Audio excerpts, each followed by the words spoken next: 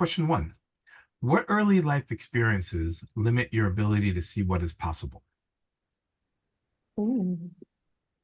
Um, I think so. I emigrated to the US. So I think that a lot of just beliefs that got tossed around our community of what is possible when you are a minoritized person or when you don't have necessarily the same access as um, someone who maybe was born in the US. And so I tried to dismantle a lot of those, but I can definitely see how it caps my potential compared to other people just through conversation when I'm like, oh, you don't think that, huh?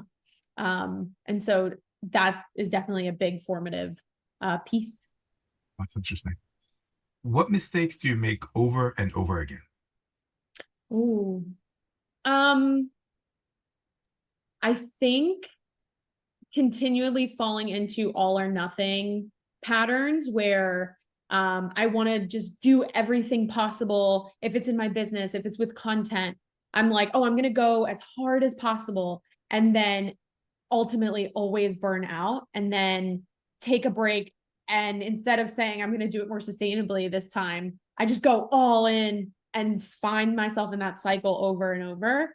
And it's something that I'm becoming more and more aware of now as I try to break it, but I'm still in it. Yeah. Yeah, because you come with strong energy. Thank you. Yeah. I will choose to take that as a compliment. I know it can be that I've gotten that before where people are like, "Oh, you're so intimidating," and I'm like, I'm not saying that. "Thank you." No, I, I know. yeah, that's I love it. That's I mean, I guess for some people it might be intimidating. For me, it's like, Mhm. oh, she's gonna be great for this interview. That's what I'm thinking. I'm glad. I That's exactly what I want. I want you to be able to I'm use this. yeah, that's where my brain went. Good. What problems do you have now that are the same problems you've had for your whole life?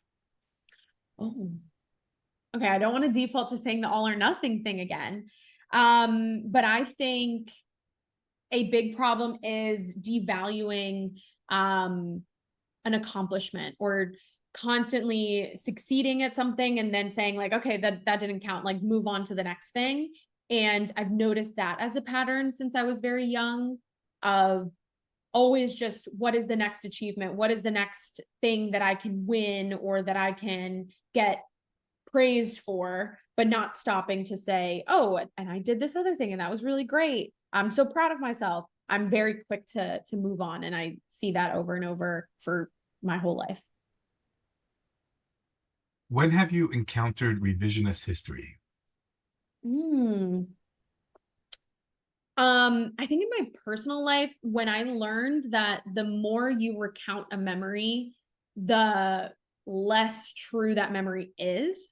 It made me realize that I think most of our memories are revisionist history, especially those that maybe I've dissected in therapy a lot or that I've told a lot of friends. Each time you retell it, it changes. And so just even recognizing how I might feel a different emotion about the same story, just based on how I tell it, has made me aware that there's there may not be a singular truth when it comes to those personal memories. When did you start needing outside input to validate your inner experience? Hmm, these are deep questions. Um, Probably very young. Um, I think growing up and being socialized as a woman, we're very much told like you're being looked at all the time, and being perceived and judged all the time. And so, how are you sitting? How are you presenting yourself? How are you introducing yourself? Are you smiling or not? And so seeing those things get ingrained at a really young age have made me very aware of even if I'm just sitting somewhere, I'm like, what are they thinking? Am I doing it right? And so I can't pinpoint a specific age, but I think it's something that I'm sure started really young. Yeah. When do you want consistency and when do you want variety? Oh, I don't love the feeling of uncertainty, but I love the feeling of spontaneity, and those things can really be at odds. So I love consistency when it comes to things like work, like money. I love the feeling of knowing that I'm safe in that regard. Um, but with spontaneity or with variety, I love that when it comes to hobbies or activities, things that I'm learning. I love just randomly learning something new. Um, but those feel a little bit more like a choice. Like I want variety when I can choose it and when it's there's not something big at stake. But when it comes to money or health or friendship, I'm like, be consistent, be stable, be safe. Yeah. What depths have you descended to, and how did you bounce back? Ooh. Um, I would consider myself very fortunate, especially in maybe in relation to friends that I've seen gone through much deeper depressions. Not that we need to compare, but um, not the deepest of depths, I'll say. But I think a lot of it has been when I've just done things that I knew weren't good for me or not right for me, staying in a job that was never going to be fulfilling, or choosing to stay in a friendship that wasn't aligned anymore. And usually those are what lead to a lot of the deepest sadnesses or frustrations. And then bouncing back has been when I kind of get fed up with myself about it. And I'm like, I've complained about this thing for so long. Let me adjust, let me change. And bouncing back is just coming back into alignment, is how it's felt for me. What decisions did you make in your life that served you in the past that no longer serve you? Um, I'll say the decision to I went to school for journalism. And I had decided that a long time before even going to college, for example. It was just something that I said to myself all the time. It's like, I'm gonna be a journalist. That's the decision I made about my career. Um, and then noticing that it no longer served me when I actually got into that career and started doing it and was like, oh, that's not what I want. But so the decision was the journalism piece, but I think the micro decision was constantly beholding myself to something I said before instead of understanding that there was an evolution and that there was a different desire evolving. So changing that decision now to being able to let go and allow the process to change what I maybe want to do with my life in that one example, but in other examples as well. Yeah, I just realized that my video is not on. Sorry. Oh, that's okay. This is me. Uh, That's why I feel like the eye line is probably wild, is because I didn't have like one focal point to look at. I was like going around, but it's all good. all good. Um, what tiny change had a major impact? What kind of change? A tiny change. Tiny change. Um, I'm like, can I phone a friend? What have other people said? Um, what tiny change? I don't do it all the time, but the tiny change of not looking at my phone first thing in the morning and being more present, whether that's through journaling or just through some sort of meditation. Um, it always surprises me how much better I feel after doing that. And then it drops off and I don't do it again. But it's such a small thing, but it works wonders. That's amazing. Wow. When has your inner experience eluded your understanding? I feel like always. I feel like we're constantly trying to understand the inner experience, but there's so much of it that is just a loop. Or maybe it's we think it's a mirror, but it's really one of those funhouse mirrors where they're all like shaky and you're kind of seeing a picture, but it's still very distorted. So I feel like always it's never the clearest. When has history repeated itself in your life? Mm. I think personally, as I've shared the different pieces of just making those same mistakes over and over, or seeing myself fall into the same all or nothing, or in the same perfectionism, self-sabotage, um, in a more larger context of like generationally, I see a lot of history repeating itself with choices that, you know, previous older family members make. And I'm noticing, I'm like, oh, I'm going down that path. Do I want to allow that to happen? Or do I want to kind of change the course of my history going forward? And so both those instances are very related. But maybe one is just more micro versus macro. That's a later question. Okay. What are the footprints that show you what life was like during the years you don't remember? Oh. Um, I think physical footprints are like those pictures, the videos that maybe get sent around, but also just the conversations with oh, way back when you used to do this. So I think that in a more literal sense, but I think footprints in behavior recognition and like, oh, why did I get so upset at that? That must be something that I don't fully remember, or I have a vague understanding of feeling maybe invalidated, but I don't have a moment to say like, oh, I felt invalidated when. It was just more of like this general cloud of, oh, maybe when I was this age, I felt invalidated and I still don't fully understand where that comes from. So I would say footprints in those two ways. Yeah. When have you waited erroneously? Hmm, I like that.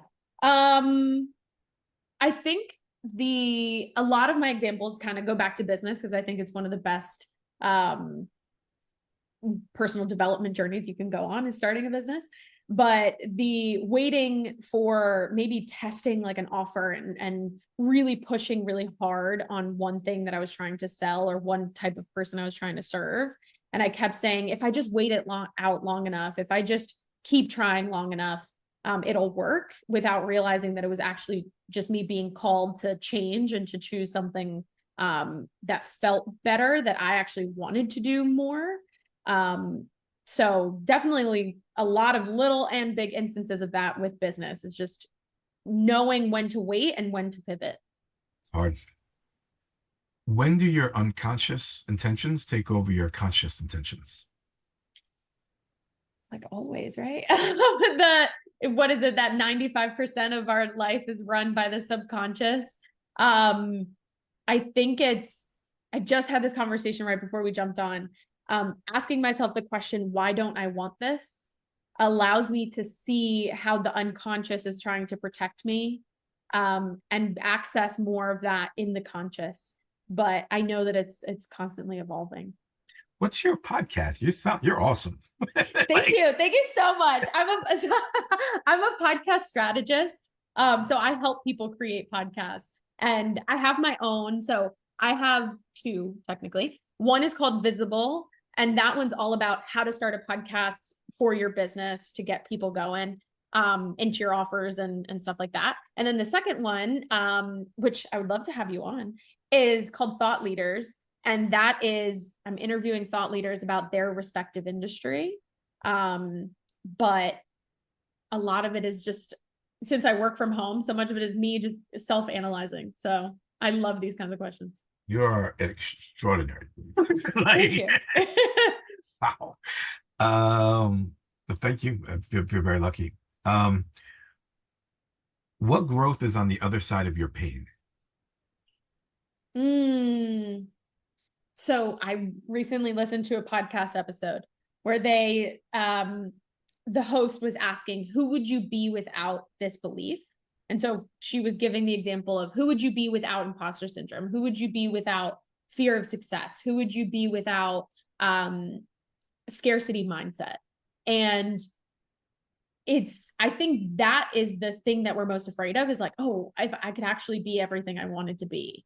And so who would I be on the other side of the challenges or the pain?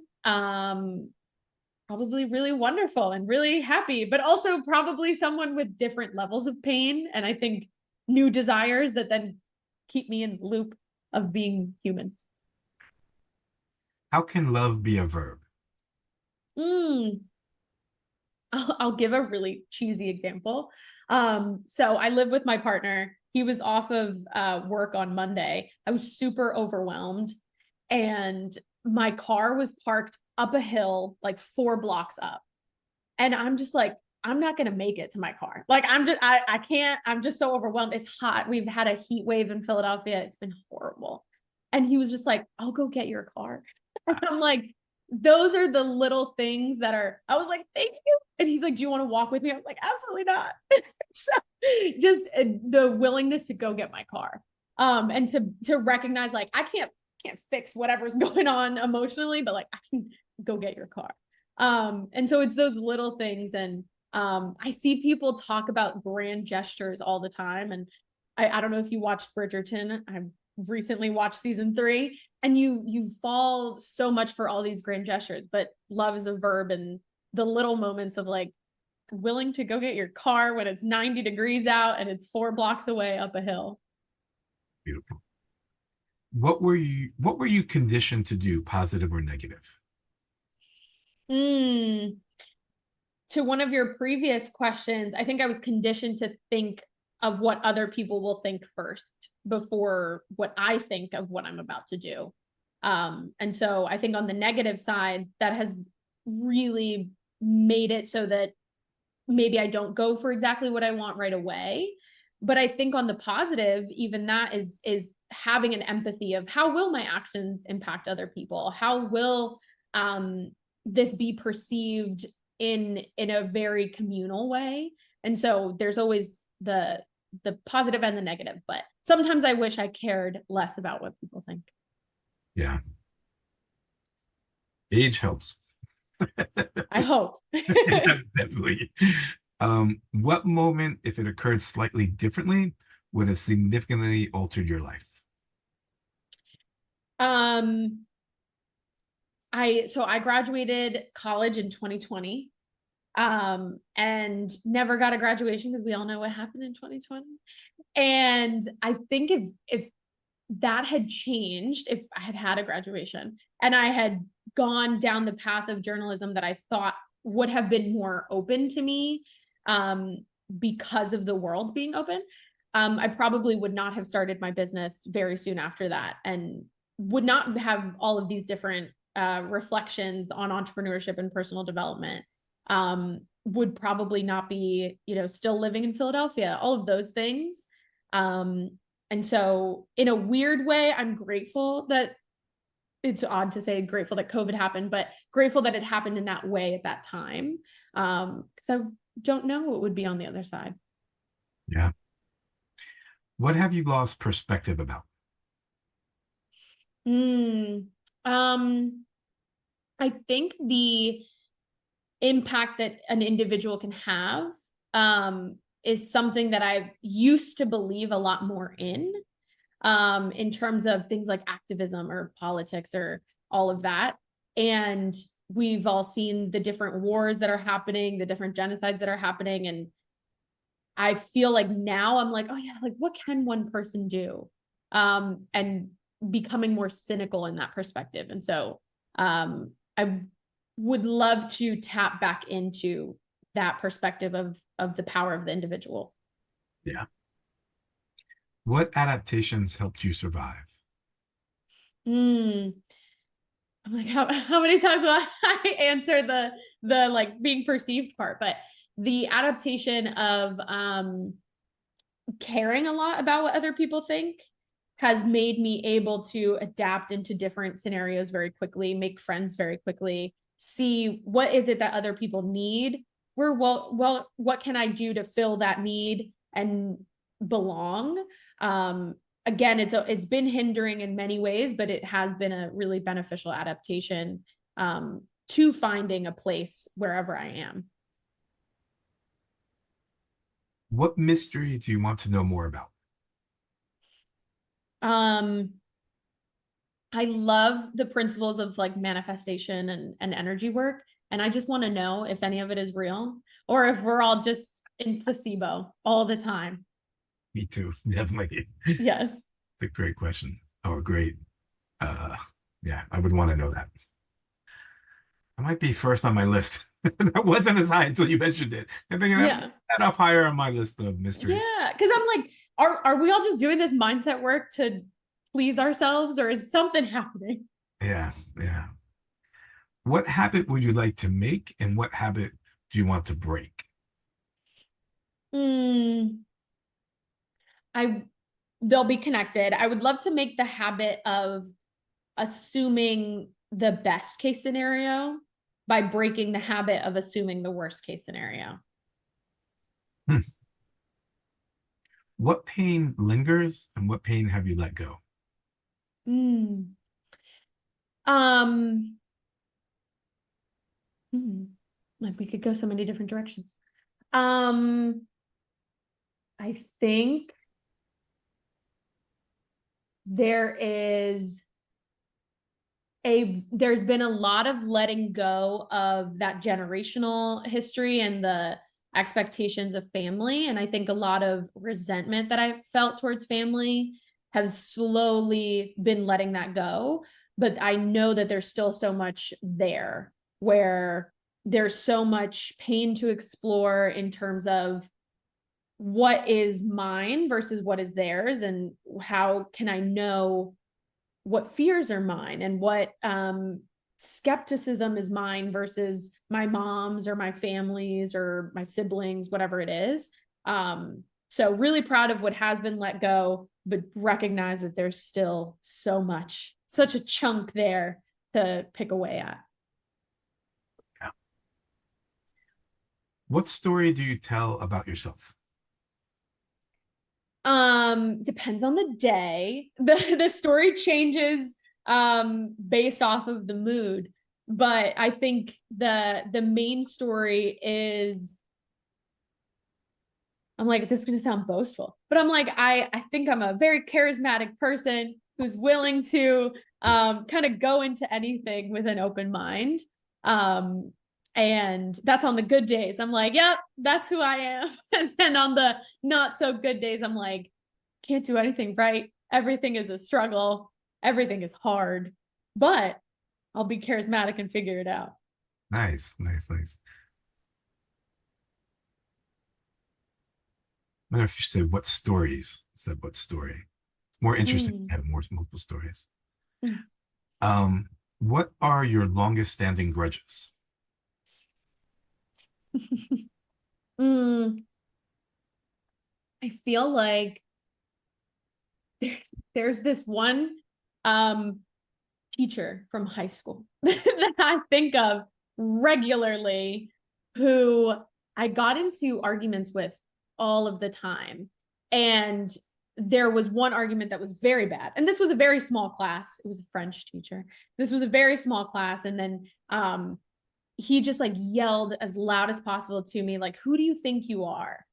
Hmm. And there I then gave him the silent treatment in that class for like 2 weeks, which um only hurt my grade, but it actually made the class a lot harder because I was the only person who was willing to participate most of the time, so I was like, haha, shows you.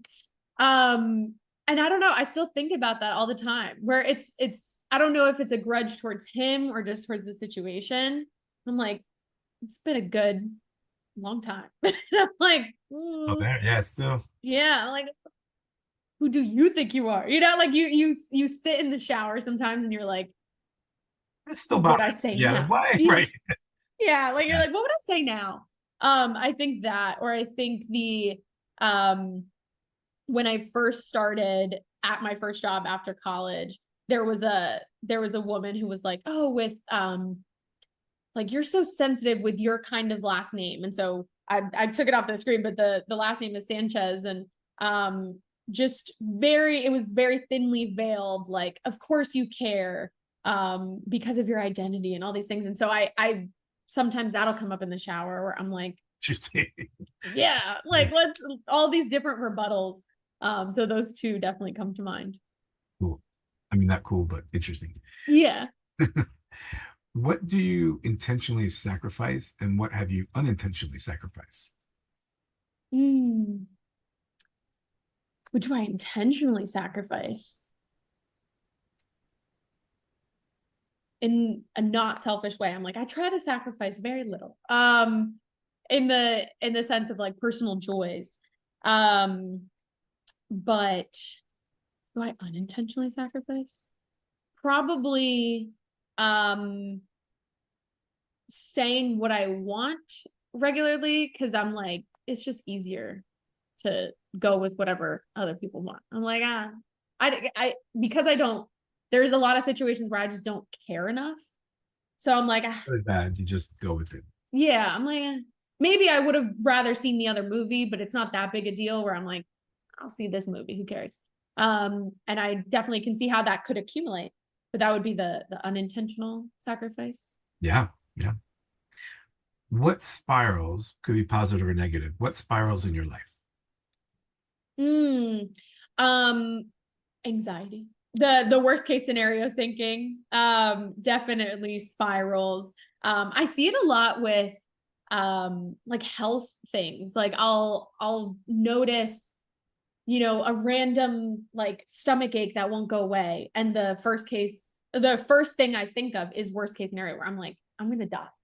And it spirals very quickly. Usually when that happens, your stomach ache gets worse.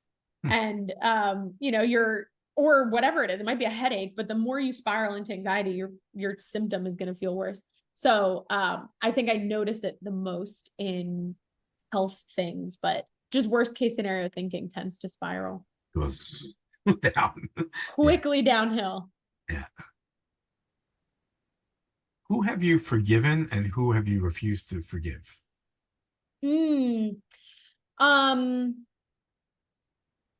who have I forgiven? I think there have been a lot of friendships that have ended, maybe not in the best ways. And I've worked a lot on forgiving them, and forgiving myself in that moment of like, could have ended better. But allowing that to be. Who have I not forgiven? Um, I think one, maybe the obvious answer to me is like, oh, self, like forgiven myself for um the all or nothing thinking or the not being as far into things as I would want to be. And so I think continually coming back to it's okay. You did the best you could with what you had at the time. But I don't think that that's fully forgiven, or I don't know if it will be. So, When have you accepted an uncomfortable reality? mm,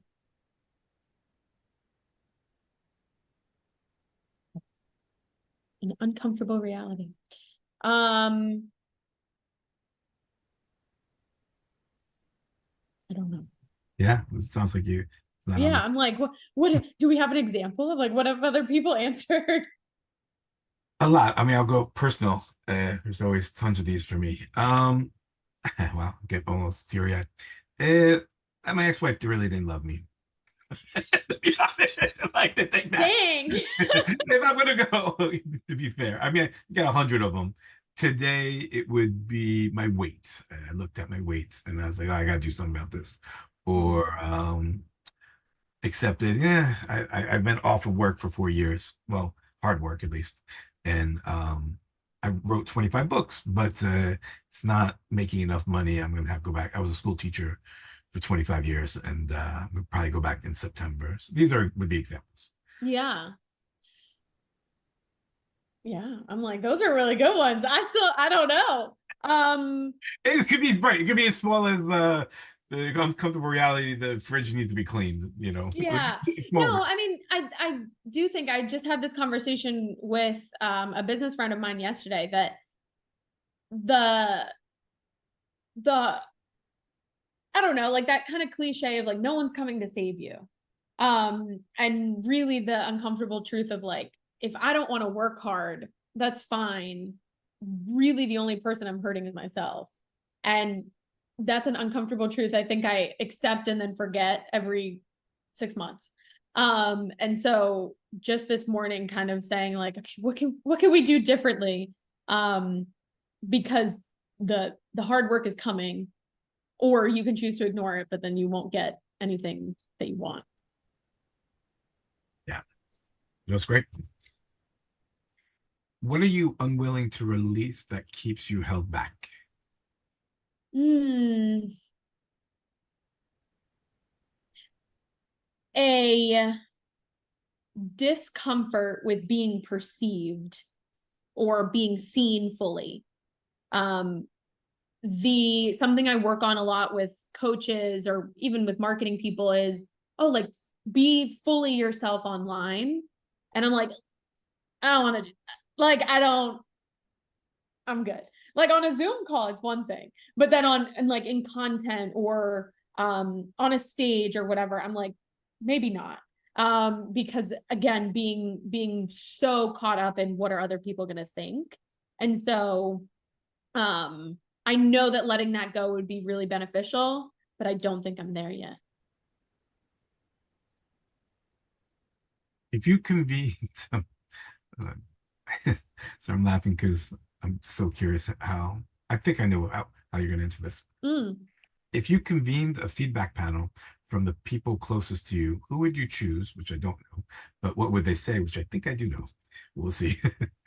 Oh, so I would definitely put my partner on there. Put a good one or two friends of mine on there. They come to mind. And then maybe my parents, but they would be asked for secondary opinions. Ah! But like we would take their opinion with a grain of salt. I think that, on first layer, they'd be like, she's great. Fun to be around, good time. I do think a lot of them would be like, she's very anxious though. She's very worried about things that probably will never happen. Um, but avoidant of worrying about the things that will happen and probably should be addressed. And so they'd be like, she's great, but you're going to have to reassure her a lot. Actually, that's not what I thought you would have said.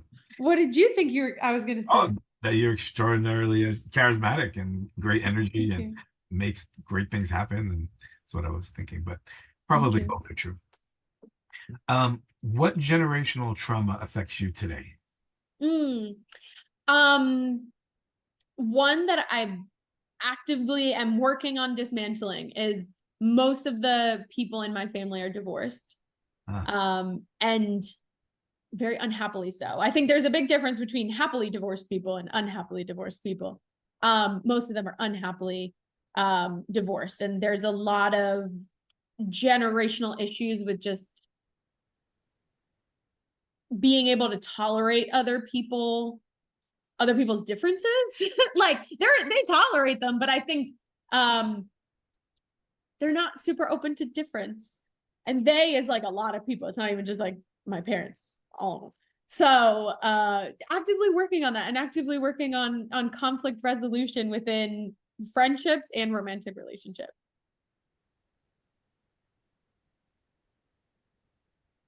what dogmatic expectations block progress? Like societal or just like my own. Wherever your mind goes, fine. For me, what I was sort of, wherever the answer is fine, whatever comes to you. But when I think of expectations, some expectations draw me forward and get me to fine tune what I want to do with the world. And then some expectations are not aligned with reality. And as I hold to those expectations, it stops me from moving forward in the way that I would like to, that might be beneficial to move forward. So then that's kind of the creation of that question. Mm.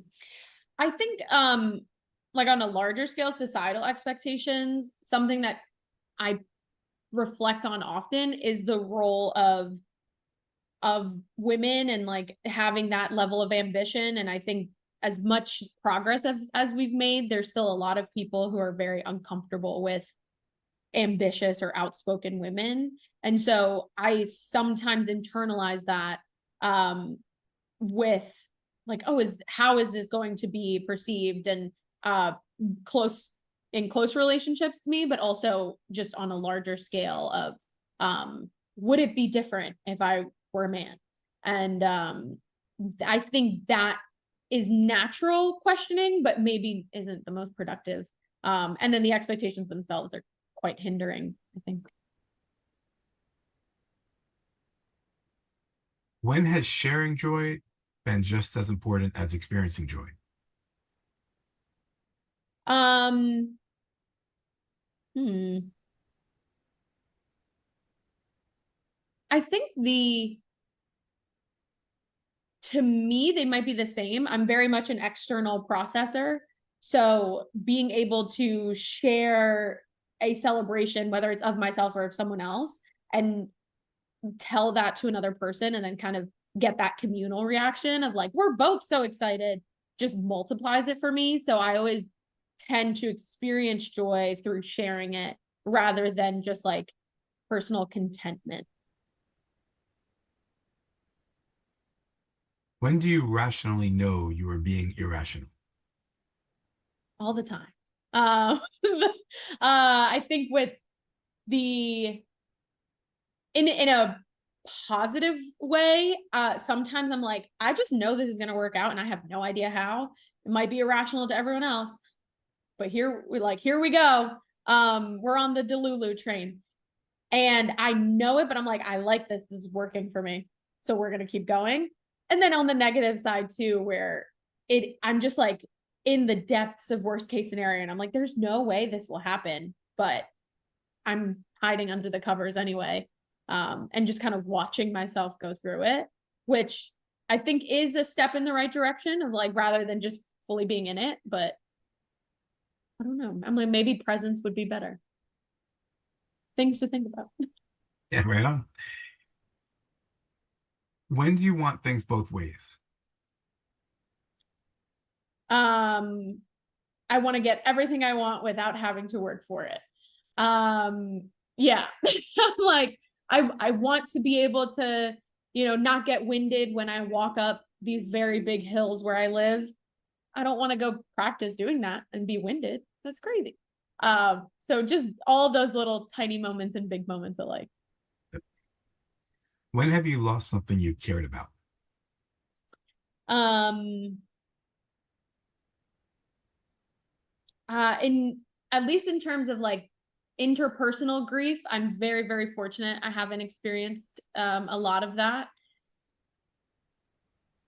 I don't I think with the friendship breakups or friendships that just kind of dissolve, people who I'm like, oh, I thought they would be in my life for a really long time. And that support, part of it is that person themselves, but also just the support of a connection of someone who really knows you. Um, Losing that has been definitely formative. What outside conditions do you need to experience inner peace? Hmm. I think a certain level of like financial safety of like we're good. I don't have to always be thinking of that of like how is the next thing going to get paid for. um Allows more for the other external factors of inner peace, like being able to take time for yourself and being able to, meditate or work out or whatever. A lot of those go by the wayside if I'm super fixated on like where's the next dollar coming. Freelance life is hard. Yes. What absolutely ruins your impression of a new person when you first meet them? Hmm.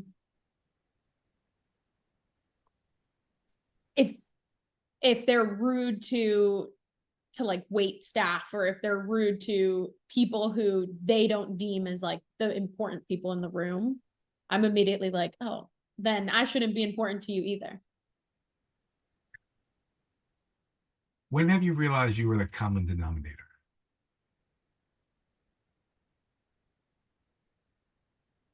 Probably yesterday. I'm like yesterday with the oh, why aren't all these things coming together yet? Why is this so hard? And it's like, oh, it's me. Um, or just like anytime there's a lot of that interpersonal conflict of people, a lot of misunderstandings, I'm like, I'm not being the clearest I could be in this moment. And it's always hard. You're always like, no, it's everyone else. Right. It's everyone else. Yeah. Cool. What beliefs do you know to be absolutely true, and what experience shaped these beliefs? Mm, I think a personal belief is like I'll always figure it out. I'll cry about it and then I'll figure it out.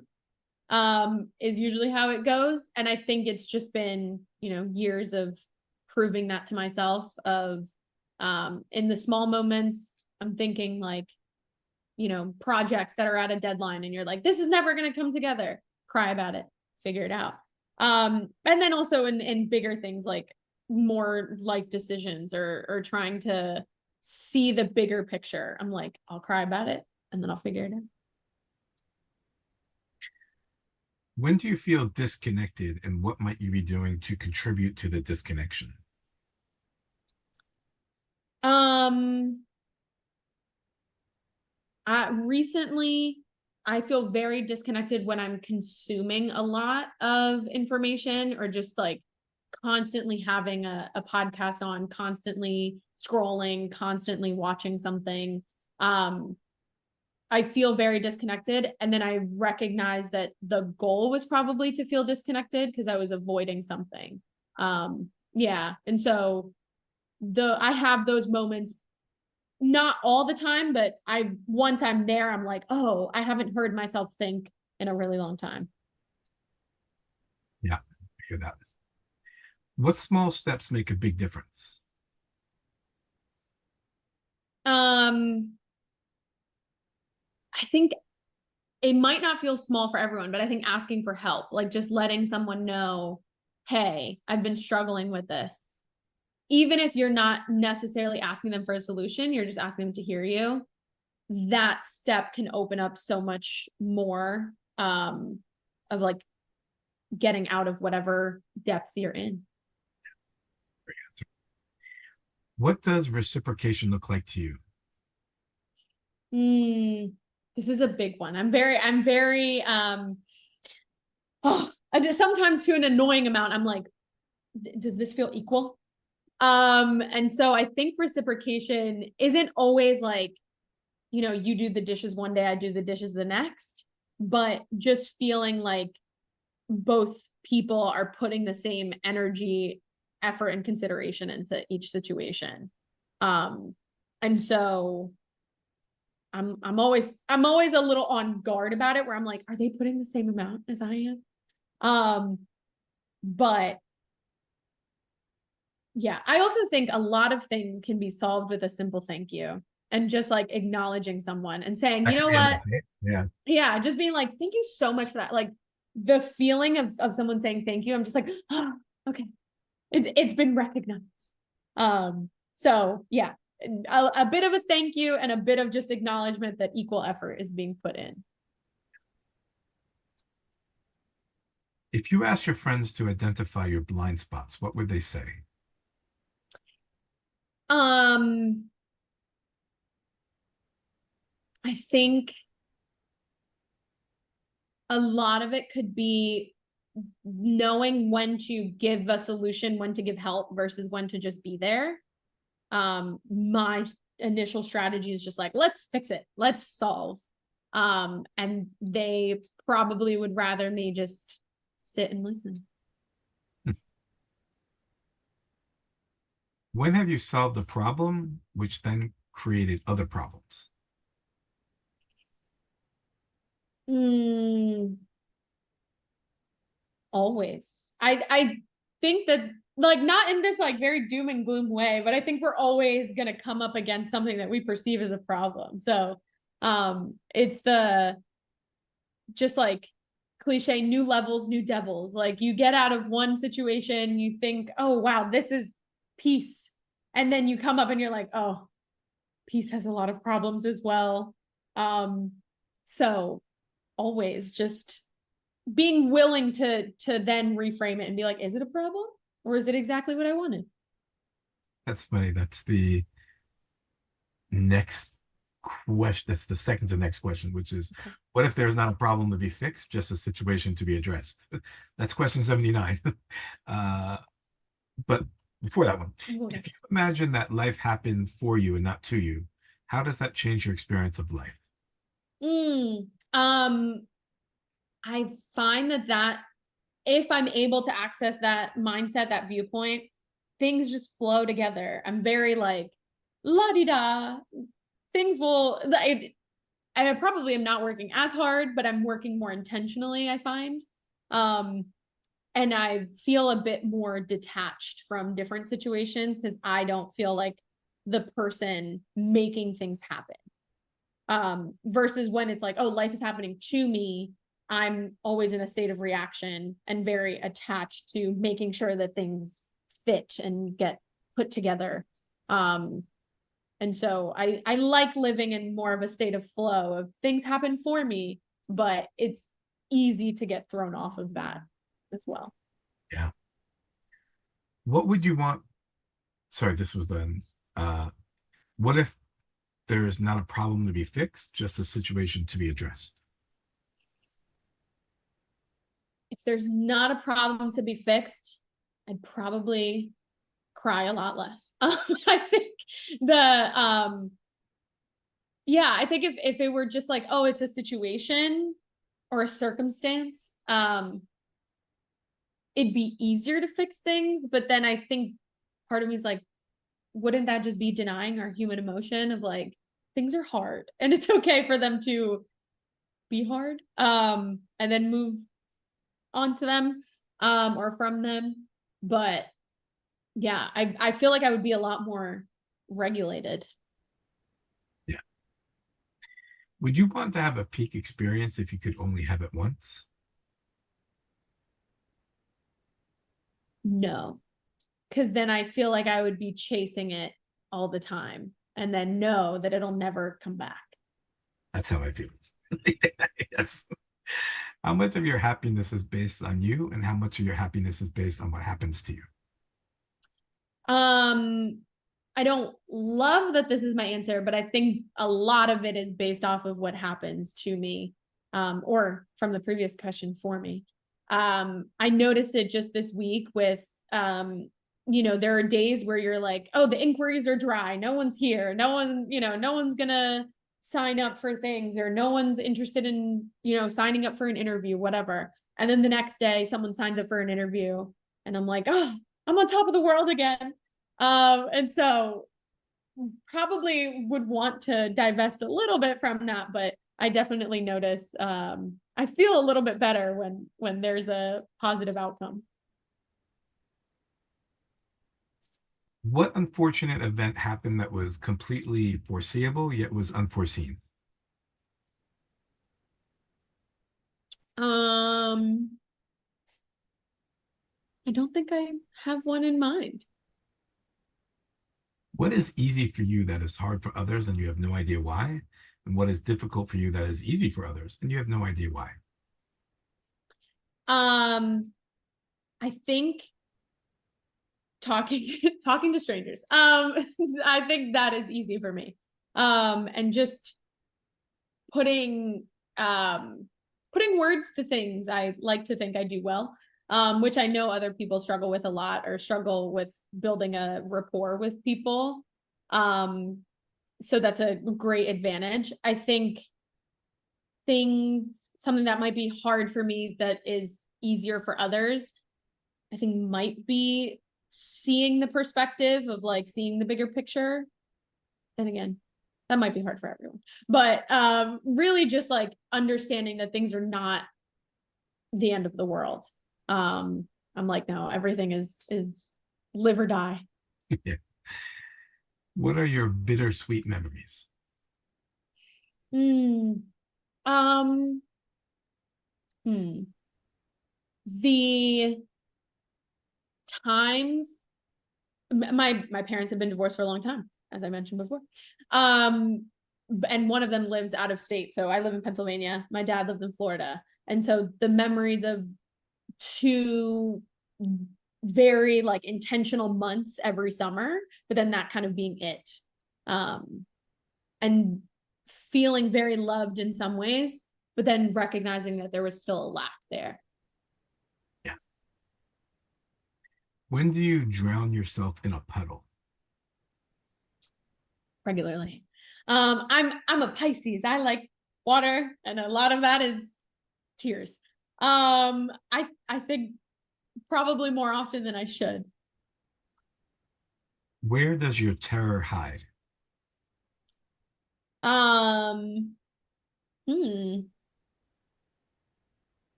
where's my terror hide? I don't know. I'm like, I don't know how to answer that. I'm like, it's there, but where? I think some of it I'm like in food. I'm like, I'm scared. Let's eat. Let's just ignore it. Or in kind of numbing through content consumption. Yeah. What stories do you tell again and again? Mm, from a very practical sense, I do a lot of podcast interviews, so it's telling the story of how I started my business. Um, probably the stories of the the generational trauma that I'm breaking. I think I tell that story all the time of like they don't know how to do relationships. Um Good story. and so I'm like, oh, how productive is that story? That's what I'm questioning now. Um and then hopefully telling a new story because of it. Yeah. I thought it was an amazing story. Um, what inner ghost haunts you, and do you want to keep any of those ghosts? Ooh. Um I don't I don't think I identify with ghosts. Like I think ghosts are real. I don't think I have them right now. Yeah. When are your micro problems symptoms of macro problems? Referencing back earlier in the interview. Yeah. Um micro yeah, micro referencing macro. I think a lot of times it's um the reactions to things in the moment um where I see the micro problem that then it's creating. So like maybe taking a frustration out on a friend or on a partner, like just being a micro problem that then creates more of a macro lack of feeling safe or lack of feeling connected to my higher purpose. Or sometimes it is just scarcity and feeling really not provided for, or that I'm not providing for myself. And then that kind of seeps into little miscommunications or taking things personally. When have you risked everything for one moment of glory? Mm. Um,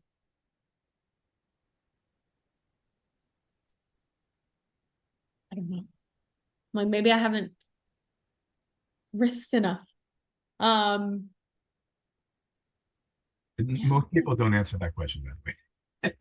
I had a moment on America's Got Talent where I did the craziest move. That was really, really risking a lot, messing up in front of everybody, but I wanted that moment of glory. And we did I it, love it. but in retrospect, it was not the best decision. Oh no. So most people don't have an answer for it. People don't answer for this. Yeah. It might, But yeah, go ahead. no, I was gonna say I feel like that question makes me think like maybe I should risk it more. Like go for a couple more moments of glory. Why not? Yeah, the question still might work even if it doesn't have an answer for most people, right? Yeah. Thank you. When have you misread the signs of the universe? Um, hopefully I haven't. Now I'm like again, that might be one of those questions where it's like, have Oh, I? yeah. Like, yeah, I'm like, I'm gonna say I hope I haven't, because if everything's happening for me, you can't misread it. That's great. We're going to do one or two more. Sure. What problem became an opportunity? Um, realizing I did not want to be in journalism and going for the opportunity of business and being willing to just like try it. I think the problem of not really having the option to jump to another job because it was still peak COVID made me create my own. And yeah. Two quick questions. What do you want? Sorry, what do you have to believe in order to stop incessantly searching? That what I am and what I have is enough. Yeah, that's great. And then never concludes. What never concludes. Yeah. Um,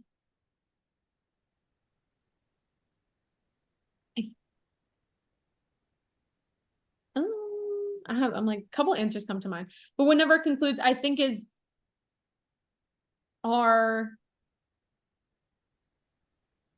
like awareness journey, our level of understanding of ourselves. I don't think we ever reach the bottom or the top, however you want to see it, of truly understanding why we are the way we are and why other people are the way they are. I don't think we'll ever know, but we'll kind of keep trying to know. Great. You're amazing. Thank you Thank so you. much. Such a Of pleasure. course.